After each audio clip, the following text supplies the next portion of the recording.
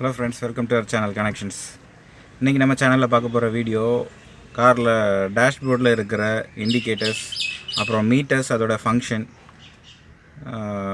பற்றி பார்க்கலாம். இதுக்கெலாம் ஒரு வீடியோவா அப்படின்னு சொல்லி நீங்கள் கேட்கலாம். ஆனால் ஒரு சிலருக்கு தெரியாத விஷயங்களை கொஞ்சம் தெரிஞ்ச மாதிரி இருக்கும். அதுக்காக நான் அந்த வீடியோ போஸ்ட் பண்ணலான்னு நினச்சேன். வாங்க நம்ம வீடியோக்குள்ளே போகலாம். ஃப்ரெண்ட்ஸ், இப்போ பார்த்தீங்கன்னா இந்த முதல்ல இருக்கிறதுல இது வந்து ஃபியூயல் மீட்டர், இது ஸ்பீடோமீட்டர். இந்த சென்டரில் டோட்டல் நம்பர் ஆஃப் கிலோமீட்டர்ஸ் காமிக்கிறதுல இது வந்து ஓடோமீட்டர், இது டாக்கோமீட்டர். கடைசியாக இருக்கிறது engine coolant temperature warning light. இது வந்து லைட்டு, இது வந்து இண்டிகேட்டர். சரிங்களா?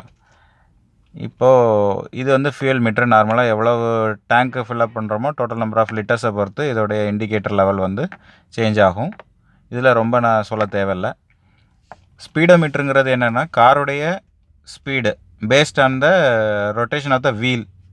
காரோட வீல் வந்து எவ்வளோ ஸ்பீடாக ரொட்டேட் ஆகுது, எவ்வளோ தூரத்துக்கு டிஸ்டன்ஸ் ட்ராவல் ஆகிட்டுருக்கு, அதை பொறுத்து இந்த மீட்ரு வந்து மூவ் ஆகும். இதோடைய லெவல் வந்து காமிக்கும். அந்த ஸ்பீடை, காரோடைய ஸ்பீடை டிட்டர்மைன் பண்ணுறது ஸ்பீடோமீட்டர். சரிங்களா? இது ரொம்ப ஈஸியாக ஞாபகம் வச்சுக்கணுன்னா காருடைய speed based on the wheel rotation. சரிங்களா? இது வந்து ஸ்பீடோமீட்டர். Next odometer. ஓடோமீட்டர் வந்து இது வரைக்கும் நீங்கள் கார் எடுத்ததுலேருந்து எவ்வளோ கிலோமீட்டர்ஸ் ட்ரைவ் பண்ணியிருக்கீங்க. இது நார்மலாக கிலோமீட்டர்ஸ் ட்ரிவன் மட்டும்தான் இதோடைய ரோலுன்னு நினைக்காதீங்க. இதோடைய மேஜர் ரோல் என்னென்னா காரோடைய சர்வீஸ் கண்டிஷனை இது தான் உறுதிப்படுத்துது. எத்தனை கிலோமீட்டரில் வந்து காரை சர்வீஸ் பண்ணணும் அப்படிங்கிறது வந்து உங்களுக்கு ஒரு டிட்டர்மைன் பண்ணுறதுக்கு இதுதான் உங்களுக்கு ஒரு டூலாக இது வந்து ஆக்ட் ஆகுது. எவ்ரி 5000 கிலோமீட்டர்ஸ் ரெகுலராக யூஸ் பண்ணுற கார் வந்து கண்டிப்பாக சர்வீஸ் பண்ணணும்.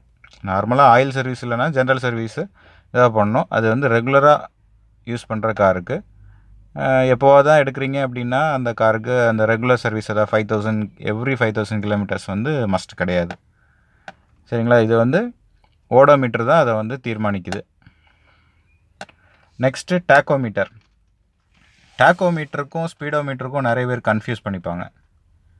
டாக்கோமீட்டரோடைய வேலை என்ன அப்படின்னா it determines the speed of the இன்ஜினுடைய ஸ்பீடு காமிக்கிறது தான் டாக்கோமீட்டர். வெஹிக்கிளோட ஸ்பீடை காமிக்கிறது தான் ஸ்பீடோமீட்டர்.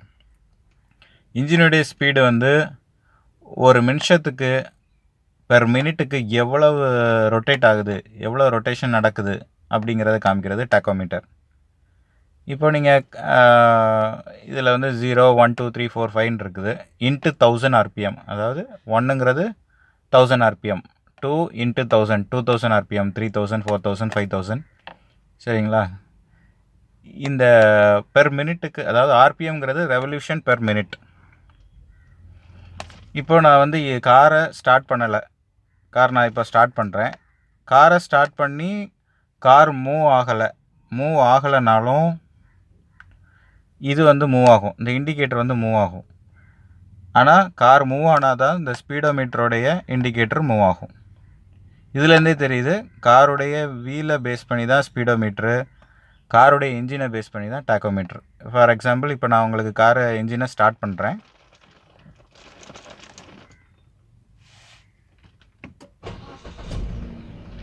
ஸ்டார்ட் பண்ணிட்டேன். கார் மூவ் ஆகலை, ஆனால் இது ரேஸ் ஆகிருக்கு. காரணம் என்னென்னா இன்ஜின் வந்து இப்போ ரன்னிங்கில் இருக்குது. இன்ஜின் வந்து இப்போ 1500 RPM, கிட்டத்தட்ட 1500 RPM பெர் மினிட்டுக்கு அவ்வளோ ரொட்டேட் ஆகுது. இன்ஜினில் வந்து இந்த ஷாஃப்ட்னு ஒன்று இருக்கும். ஷாஃப்ட்னா இப்போது ஒரு ஸ்டெம் மாதிரி, அதில் வந்து நிறைய குட்டி குட்டி வீல் மாதிரி இருக்கும். இப்போது ஒரு நிமிஷம், நான் காரை இன்ஜின் ஆஃப் பண்ணிடுறேன்.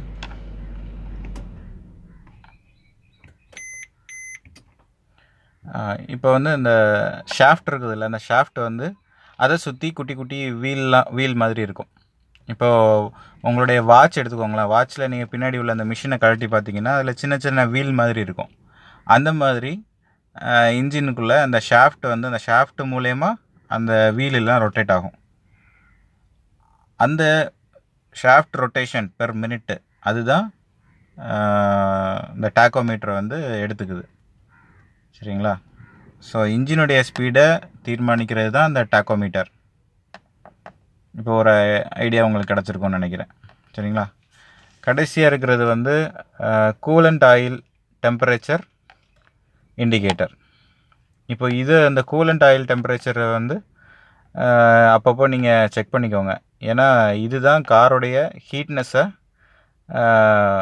உங்களுக்கு காமிக்குது. எவ்வளவு ஹீட்டாக இருக்குது, இன்ஜின் வந்து எவ்வளோ ஹீட்டாக இருக்குது அப்படிங்கிறது இதை பேஸ் பண்ணி தான் நீங்கள் வந்து புரிஞ்சுப்பீங்க. சரிங்களா? எப்போவுமே இந்த இண்டிகேட்டர் வந்து க்ளோ ஆகிடுச்சுன்னா கண்டிப்பாக நீங்கள் கார் இன்ஜினை ஆஃப் பண்ணியே ஆகணும் அப்படின்னு அர்த்தம். அதாவது ரொம்ப லாங் டிஸ்டன்ஸ் போகும்போது இந்த இண்டிகேட்டரில் லைட் எரிஞ்சுது அப்படின்னா இன்ஜின் ரொம்ப சூடாகிடுச்சு அப்படின்னு உங்களுக்கு வந்து இது மெசேஜ் கொடுக்குது. ஸோ கண்டிப்பாக நீங்கள் இன்ஜினை கொஞ்ச நேரம் ஆஃப் பண்ணிவிட்டு, கார் இன்ஜினை ஆஃப் பண்ணிவிட்டு அப்புறமா நீங்கள் திரும்ப ஸ்டார்ட் பண்ணும்போது அது எரியக்கூடாது. அந்த இண்டிகேட்டரு க்ளோ ஆகக்கூடாது. க்ளோ ஆகலைன்னா இப்போ கூல் ஆகிடுச்சு அப்படின்னு அர்த்தம். நீங்கள் ஆட்டோமேட்டிக்காக எடுத்துகிட்டு மூவ் ஆகி போயிட்டே இருக்கலாம். இப்போது கூலண்ட் ஆயிலு, இன்ஜின் ஆயிலு, காரில் 2 டைப் ஆஃப் ஆயில் இருக்குது. அந்த ஆயிலுக்கு என்ன டிஃப்ரென்ஸுங்கிறது கொஞ்சம் கன்ஃபியூஷனாக இருக்கும் ஒரு சிலருக்கு. இப்போ இன்ஜின் ஆயில், இப்போ இந்த இண்டிகேட்டர் இருக்குல்ல, இதுதான் இன்ஜின் ஆயிலுடைய லெவல் இண்டிகேட்டர். இது வந்து கூலண்ட் ஆயில். சரிங்களா? இந்த கூலண்ட் ஆயில் வந்து எதுக்காக யூஸ் ஆகுதுன்னா, காரோடைய ஹீட்னஸை குறைக்கிறதுக்காக இந்த கூலண்ட் ஆயில் யூஸ் ஆகுது.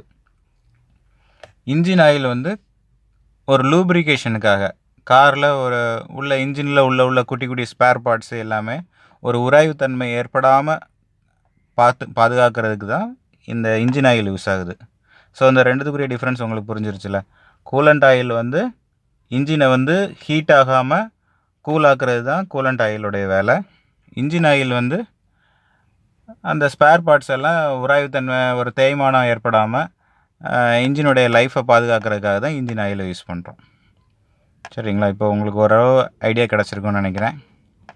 மற்ற இண்டிகேட்டர்ஸ்லாம் ஓரளவு தெரியும். இது வந்து seat belt indicator. Seat belt நீங்கள் போடலைன்னா இது வந்து க்ளோ ஆகும். ஸோ கண்டிப்பாக நீங்கள் எங்கே போனாலுமே ஒரு சின்ன டிஸ்டன்ஸில் தானே நம்ம மூவ் ஆகிட்ருக்கோம். அதனால் சீட் பெல்ட்டு போட தேவையில்ல அப்படிங்கிற மாதிரிலாம் நீங்கள் எடுத்துக்காதீங்க. எப்போவுமே காரை ஸ்டார்ட் பண்ணிட்டீங்கனாலே பிஃபோர் ஸ்டார்டிங் த கார் நீங்கள் வந்து செக் பண்ண வேண்டிய விஷயம், சீட் பெல்ட்டு நீங்கள் கண்டிப்பாக போடணும். சரிங்களா? அடுத்து வந்து இந்த மாதிரி சிம்பிள் வந்துச்சுன்னா காருடைய டோர், ஏதோ ஒரு டோர் வந்து ஓப்பன் ஆகிருக்கு அப்படின்னு அர்த்தம். ஸோ இது வந்து எப்போவுமே நீங்கள் கார் ஸ்டார்ட் பண்ணும்போது இதையும் நீங்கள் செக் பண்ணுங்கள். எல்லா டோரும் கண்டிப்பாக க்ளோஸ் ஆகிருக்கணும். சரிங்களா? அடுத்து வந்து பேட்ரி கண்டிஷன் வந்து எப்படி இருக்குது. எப்போவுமே காரை நீங்கள் ஸ்டார்ட் பண்ணும்போது இனிஷியலாக எல்லா லைட்டுமே க்ளோ ஆகிட்டு திரும்ப ஆஃப் ஆகும். ஆஃப் ஆகாமல் ஏதாவது திரும்ப ஹோல்ட் ஆச்சுன்னா கண்டிப்பாக அதை நீங்கள் வந்து கான்சன்ட்ரேட் பண்ணுங்கள். அதை பாருங்கள் என்ன பிரச்சனை அப்படிங்கிறத பாருங்கள். சரிங்களா? சரி, ஓரளவு உங்களுக்கு வந்து இதில் ஒரு ஐடியா கிடச்சிருக்குன்னு நினைக்கிறேன். கண்டிப்பாக அந்த வீடியோ உங்களுக்கு பிடிச்சிருந்ததுன்னா லைக் பண்ணுங்கள், பிடிக்கலைன்னா டிஸ்லைக் பண்ணுங்கள், கமெண்ட் பண்ணுங்கள், ஷேர் பண்ணுங்கள், கண்டிப்பாக சப்ஸ்கிரைப் பண்ணுங்கள். தேங்க்யூ. அடுத்த ஒரு வீடியோவில் நம்ம சந்திக்கலாம். தேங்க்யூ.